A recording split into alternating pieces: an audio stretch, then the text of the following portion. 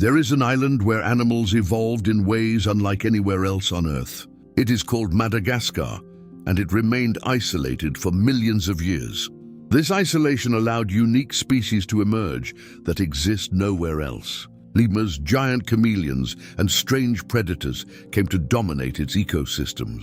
Without outside competition, evolution followed completely different rules. Some species develop behaviors and forms that seem almost impossible. Today, this island is considered one of the most extraordinary natural experiments on our planet.